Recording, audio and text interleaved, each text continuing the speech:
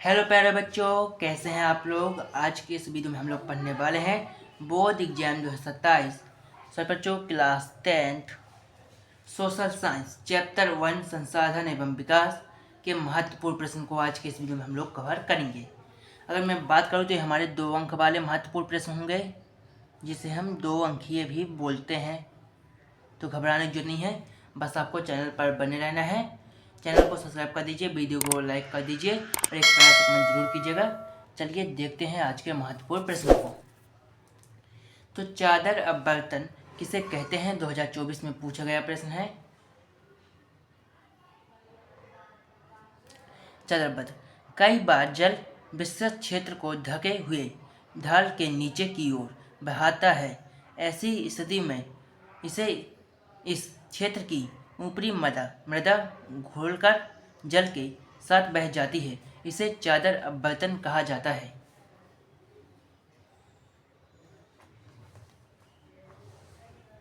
चलिए दूसरा क्वेश्चन देख लेते हैं। क्वेश्चन 2, भूमि निमीकरण से आप क्या समझते हैं, 2024 का है। भूमि निमीकरण मानव प्रेरित या प्राकृतिक प्रक्रिया है जो किसी परितंत्र में भूमि को प्रभावशाली ढंग से कार्य करने की क्षमता को घटा देती है। अर्थात भूमि की जैविक अवस्था, जैविक अथवा आर्थिक उत्पादकता में कमी हो जाती है। फसलों का प्रति हेक्टर या एकड़ उत्पादन घट जाता है। तो आपके भूमि निमीकरण कहलाता है। चलिए आगे चलते हैं। एक बच्चा मुझे कमेंट कर रहा है कि सर ये क्लास किस बोर्ड के लिए है। तो मैं अगर बात करूं तो आप MP, UP और राजस्थान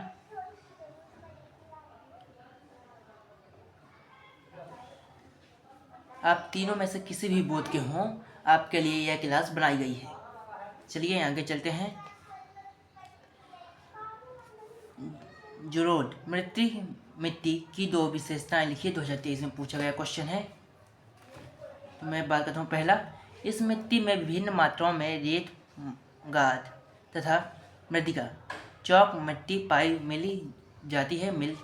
मिली होती है। दूसरा, यह मृदा सबसे अधिक उपजाऊ होती है। तीसरा, इस मृदा में साधारणतः पोटेशियम, फास्फोरिक अम्ल तथा चूना पर्याप्त मात्रा में होता है। क्वेश्चन नंबर 4 पर चलते हैं।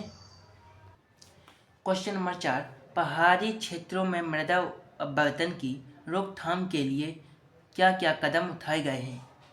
चलिए मैं देख लेता हूँ। पहाड़ी क्षेत्रों में मृदा अपवर्तन की रोकथाम के लिए निम्न कदम उठाने चाहिए। पहला, सर्वोच्च जुताई। दूसरा, सीढ़ीदार खेती और तीसरा, पट्टीदार खेती। ये जो महत्वपूर्ण प्रश्न है, ये आपके 2 अंकीय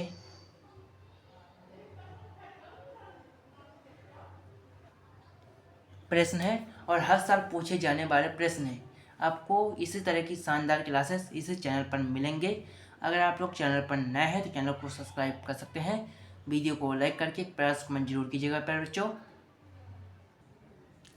5वां क्वेश्चन, पवन और मादा अपवर्तन किसे कहते हैं। तो पवन अपवर्तन देख लीजिए। पवन अपवर्तन, पवन द्वारा मैदान अथवा ढालू क्षेत्र से मृदा को उड़ा ले जाने की प्रक्रिया को पवन अपवर्तन कहा जाता है। मुझे एक चीज़ बताइए, जब हवा चलती है तो आपकी आँखी में धूल तो पड़ती होगी कि नहीं पड़ती, जल्दी से कमेंट कर दो। मैं बहुत गुस्सेदार इंसान हूँ, बता रहा हूँ। तो पड़ती होगी। तो अब उसमें समझिए कि जो वो मतलब मिट्टी उड़ा कर लेकर जा रहा है, वही धूल आपकी आँखी में पड़ रही है, वही कहलाती है पवन अपवर्तन। फिर मृदा अपवर्तन, मृदा के कटाव और उसके बहाव की प्रक्रिया को मृदा अपवर्तन कहा जाता है। सिंपल सा है, जो आप मृदा का कटाव बनाते हैं वही आपका मृदा अपवर्तन है। 22 और 23 में आ चुका है। क्वेश्चन नंबर 6, सतत पोषणीय विकास क्या है, 2023 का है।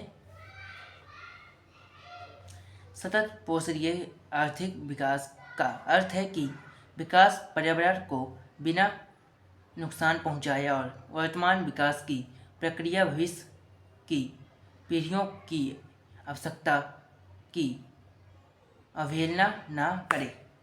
यह आपका विकास सतत पोषक है। और क्वेश्चन है बागर क्या है, 2022 में आया है। तो देखिए, पुरानी जलदोर मिट्टी को बागर कहते हैं। यह नदियों द्वारा निर्मित प्राचीन मृदा है। ऊंचे भागों में पाई जाने वाली यह मिट्टी उन क्षेत्रों में मिलती है जहां नदियों की बाढ़ का जल नहीं पहुंच पाता। बागर स्तेली रंग की चिकनी मिट्टी है। यह कम उपजाऊ होती है। इसमें प्रकरक कैल्शियम कार्बोनेट पाए जाते हैं। तो आपके बागर हो गए। चलिए अगले क्वेश्चन पर चलते हैं। आपके सामने क्वेश्चन नंबर आता है, मृदा संरक्षण किसे कहते हैं।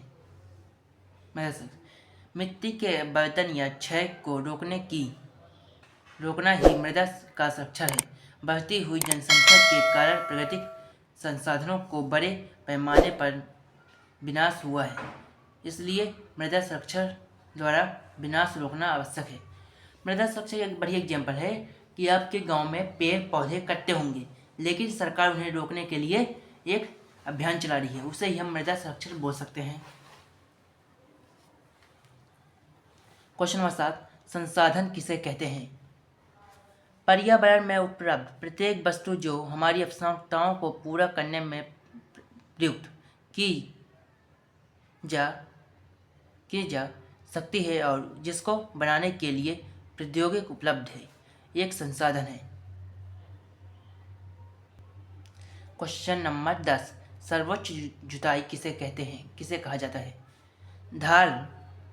ढाल वाली भूमि पर सर्वोच्च रेखाओं के समांतर हल चलाने से ढाल के साथ जल बहाव की गति घटती है। इसे सर्वोच्च जुताई कहा जाता है। तो प्यारे बच्चों, आज की इस वीडियो में हम लोगों ने टॉप, अगर मैं बात करूँ 10, थोड़ा इसको ऊपर कर ले रहे हैं, 10 महत्वपूर्ण प्रश्न देखे हैं।